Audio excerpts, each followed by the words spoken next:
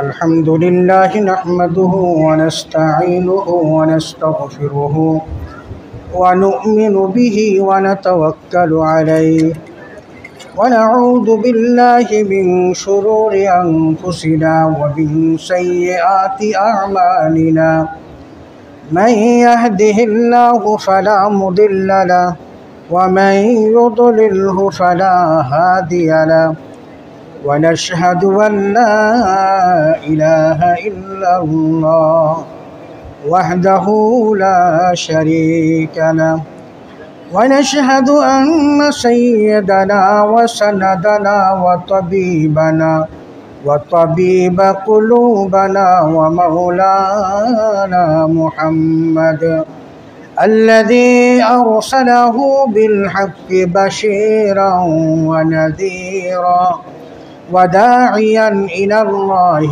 بإذنه وسراجا منيرا. قال الله سبحانه وتعالى في كلامه المجيد والفرقانه الحميد: أعوذ بالله من الشيطان الرجيم. بسم الله الرحمن الرحيم. وما أرسلناك إلا رحمة للعالمين.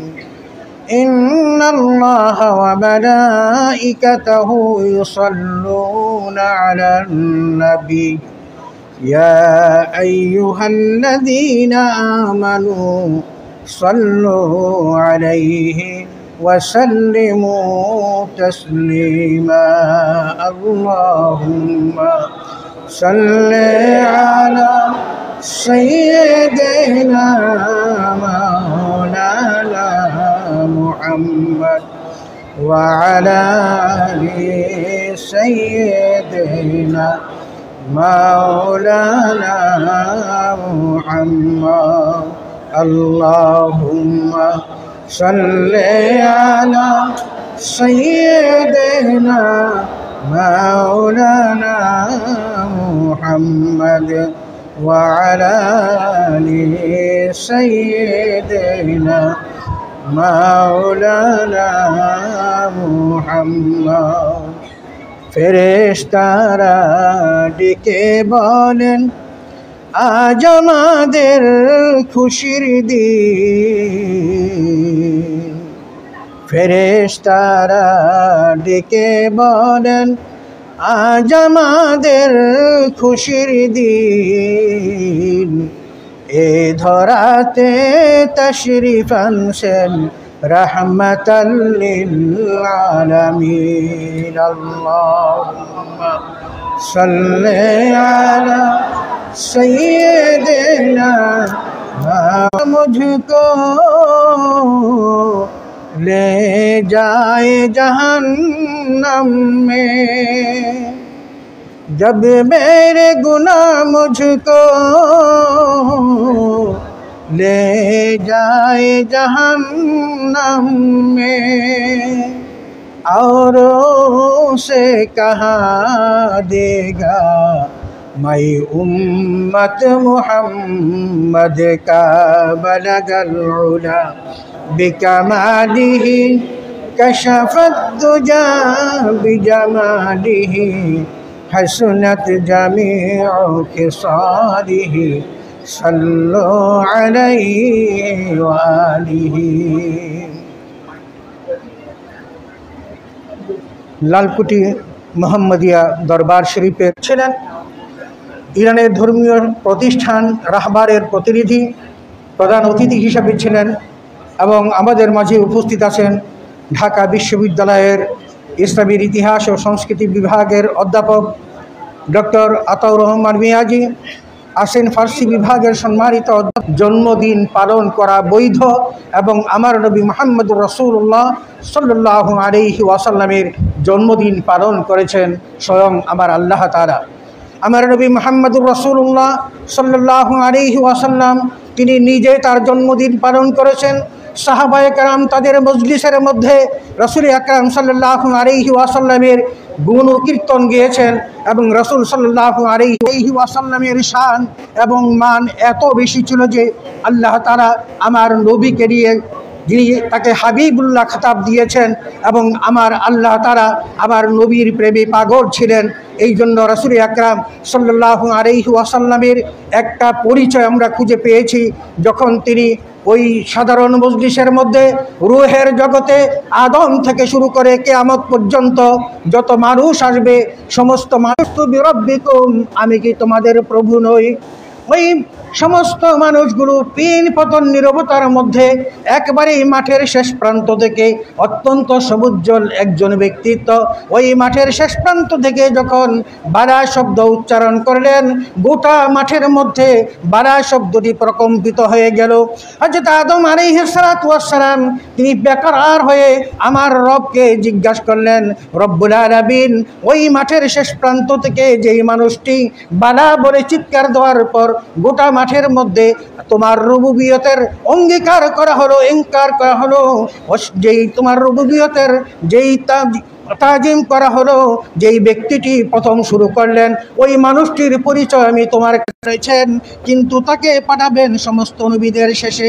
4 নম্বর পরিচয় করিয়ে দিলেন যে ওই মানুষটি দুনিয়ার জীবনে নবীদের পরম্পরায় সর্বশেষ হলো কিয়ামতের মাঠে আল্লাহ রব্বুল আলামিন, আমি আল্লাহ সর্বপ্রথম তাকে কিয়ামতের মাঠে উঠাবো। আল্লাহু আকবার।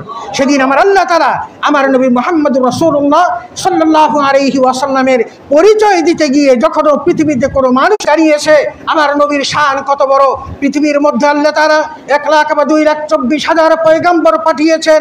ওই সমস্ত নবীরা যদি সাধারণ কোনো কিছু পাওয়ার পর সেটাকে ঈদ হিসাবে উদযাপন করতে পারে এবং সারাটি জীবন তার উম্মতের জন্য ঈদের ব্যবস্থা করে যেতে পারে, তাহলে আমার নবী মুহাম্মদুর রাসূলুল্লাহ সাল্লাল্লাহু আলাইহি ওয়াসাল্লামকে, যাকে সৃষ্টি না করা হলে গোটা জগতের কোনো কিছুই সৃষ্টি হতো না, তাকে পাওয়ার পর আমরা কেন খুশি হব না? একটু চিন্তা করে দেখুন।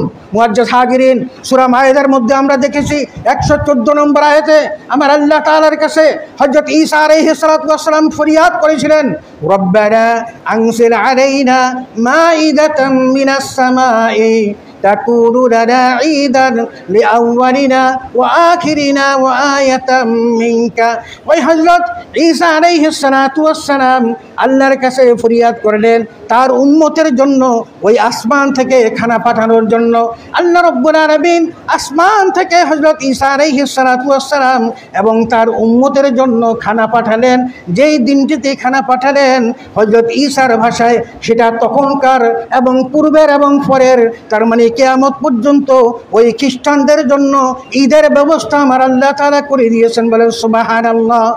যদি সাধারণ আল্লাহর পক্ষ থেকে খানা পাওয়ার কারণে ইস্টার সানডে পালন করা হয় এবং সেই ইস্টার সানডে রবিবারে আল্লাহ তাদের জন্য খাদ্য পাঠানোর কারণে কিয়ামত পর্যন্ত যদি সেটা সেলিব্রেশনের উপকরণ হতে পারে, তাহলে যেই নবীকে সৃষ্টি করা না হলে আসমান জমিন চন্দ্র সূর্য কোনো কিছুই সৃষ্টি হতো না। ওই নবীকে পাওয়ার ইতিহাসকে, দিনটাকে আমরা ঈদ বললে সেটা ভুল হবে কেন? ভুল হওয়ার কারণ আছে? কারণ নেই। কারণ আমার আল্লাহ তাআলা সাধারণ একটা খাদ্য পাওয়ার কারণে যদি ইস্টার সানডে কিয়ামত পর্যন্ত খ্রিস্টানরা পালন করতে পারে এবং সেটা আল্লাহ নিদর্শন হতে পারে এবং সেটা যদি ঈদ হতে পারে, তাহলে আমার নবী মুহাম্মদুর রাসূলুল্লাহ সাল্লাল্লাহু আলাইহি ওয়াসাল্লামের জন্মদিন পালন করা, ঈদে মিলাদুন্নবী পালন করা সঙ্গত, এবং আমরা মুসলমান হিসাবে, নবীর উম্মত হিসাবে আমরা সেটা পালন করব। এর বিনিময়ে আমরা আল্লাহর কাছ থেকে অনেক বড় পুরস্কার পাবো। সেই পুরস্কার জান্নাত ছাড়া আর কিছুই হতে পারে না। মুআজ্জাজ হাজিরিন, আরেকটা কথা বলছি, আবু লাহাব আমার নবী মুহাম্মদুর রাসূলুল্লাহ সাল্লাল্লাহু আলাইহি ওয়াসাল্লামকে তিরস্কার করেছেন। তাকে বলেছেন, তাব্বাত ইয়াদাকা ইয়া মুহাম্মদ, হে মুহাম্মদ তোমার হাত দুটো ধ্বংস হোক। আমার রব্বুল আলামিন সেটা সহ্য করতে পারেন নাই। আমার আল্লাহ তাআলা কোরআনুল কারীম নাযিল করে তার বিরুদ্ধে বিষোদ্গার করেছেন, তাব্বাত ইয়াদা আবি লাহাবি ওয়া তাব, মা আগরা আনহু মালুহু ওয়া মা কাসাব, সায়াসলা নারান যাতা লাহাব ওয়া ইমরাতুহু হাম্মালাতাল হাতাব ফি জিদিহা হাবলুম মিন মাসাদ। মুআজ্জাজ হাজিরিন, আবু লাহাব ইন্তেকাল করলেন। হযরত আব্বাস রাদিয়াল্লাহু তাআলা আনহু 1 বছর পর তাকে স্বপ্ন দেখলেন, জিজ্ঞেস করলেন, আবু লাহাব তোমার কি অবস্থা? আবু লাহাব বললেন, আমি ইন্তেকাল করার পর থেকে আমি কোনো শান্তি পাচ্ছি না, শুধু একটা দিন আমার কাছে শান্তির বাণী আসে। আমি আমার আঙ্গুলে ইশারা দিয়ে যেদিন মুহাম্মদ সাল্লাল্লাহু আলাইহি ওয়াসাল্লাম দুনিয়াতে ভূমিষ্ঠ হয়েছিলেন, আমি আমার হাতের আঙ্গুলের ইশারাতে আমি আমার দাসী সুয়াইবাকে ওই খবরটি নিয়ে আসার কারণে আজাদ করে দিয়েছিলাম। সেই সুয়াইবাকে যে আঙ্গুলের ইশারাতে আজাদ করে দিয়েছিলাম, প্রতি সোমবারে আমি ওখান থেকে একটু রস পাই, যেটা গ্রহণ করে আমি আমার স্বস্তি বোধ করি, শান্তি বোধ করি।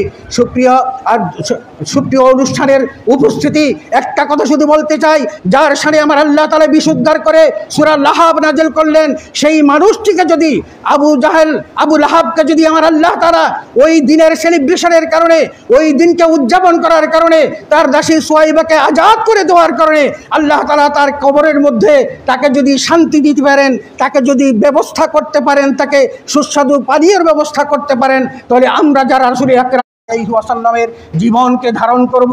এই কথাগুলো বলার মূল কারণ হলো রাসূল আকরাম সাল্লাল্লাহু আলাইহি ওয়াসাল্লামের জীবনকে অনুসরণ করা আমাদের জন্য কর্তব্য, আমাদের জন্য দায়িত্ব, এবং আল্লাহর ভালোবাসা পাওয়ার একমাত্র উপকরণ হলো মুহাম্মদুর রাসূলুল্লাহ সাল্লাল্লাহু আলাইহি ওয়াসাল্লামের অনুসরণ করা, আনুগত্য করা। আসুন আমরা রাসূলের আনুগত্য করি, রাসূলের সুন্নতের ইত্তেবা করি। রাসূল সাল্লাল্লাহু আলাইহি ওয়াসাল্লাম বলেছেন, মান আহাব্বা সুন্নতি ফাকাদ আহাব্বানি ওয়া মান আহাব্বানি কানা মাই ফিল জান্নাহ। যে আমার সুন্নতকে ভালোবাসে সে যেন আমি মুহাম্মদকে ভালোবাসলো, আর যে আমি মুহাম্মদকে ভালোবাসবে কাল কিয়ামতের মাঠে আমি তাকে নিয়ে জান্নাতে যাব। সুবহানাল্লাহ। এই পয়গাম আমার নবী আমাদেরকে দিয়েছেন। অতএব আসুন রাসূলের সুন্নতের অনুসরণ করি, রাসূলের জীবনকে অনুসরণ করার মধ্য দিয়ে আমরা জান্নাত লাভে ধন্য হই। রাসূল আকরাম সাল্লাল্লাহু আলাইহি ওয়াসাল্লাম শরীরে রক্ত ঝরিয়েছেন, মাথা থেকে রক্ত পড়ে পা পর্যন্ত ছুটেছেন, তাকে বিভিন্নভাবে নাজেহাল করা হয়েছে, কষ্ট দেওয়া হয়েছে, কিন্তু তারপরও তিনি দ্বীন ইসলামকে আমাদের সামনে উপস্থাপন করে রেখে গেছেন। আমরা যদি সেটাকে সংবরণ করতে না পারি, সেটাকে যদি ধারণ করতে না পারি, ইসলামকে যদি যথাযথ মর্যাদা দিতে না পারি, কাল কিয়ামতের মাঠে আমার রাসূল যখন বলবেন, দ্বীন ও ইসলাম ডুব রাহা হ্যায় তুম লোগোं के सामने, कल हाशर में क्या जवाब है मुस्तफ़ा के सामने। আমার রাসূল যখন জিজ্ঞাসা করবেন, আমার দান্দার মুবারক শহীদ হয়েছে, মাথা থেকে রক্ত ঝরে আমার পা পর্যন্ত পুঁজে গেছে, আমাকে অজ্ঞান করা ফেলা হয়েছে, বিভিন্নভাবে আমাকে যখন নাজেহাল করা হয়েছে, আমার সাহাবীদের জীবনের বিনিময়ে যে ইসলাম তোমাদের কাছে রেখে আসলাম, ওই ইসলামের কি অবস্থা তোমরা জবাব দাও। সেই জবাবটার জন্য আসুন আপনি আমি সকলেই প্রস্তুত থাকি। আল্লাহ আমাদের সকলকে তৌফিক দান করুন, আমিন। মুআজ্জাজ হাজিরিন, আলোচনার একেবারে শেষ প্রান্তে আমি শুধু বলতে চাই, আমাদের ডক্টর আহসানুল হাদি ফার্সি বিভাগের প্রফেসর, অত্যন্ত সজ্জন মানুষ, ভালো মানুষ।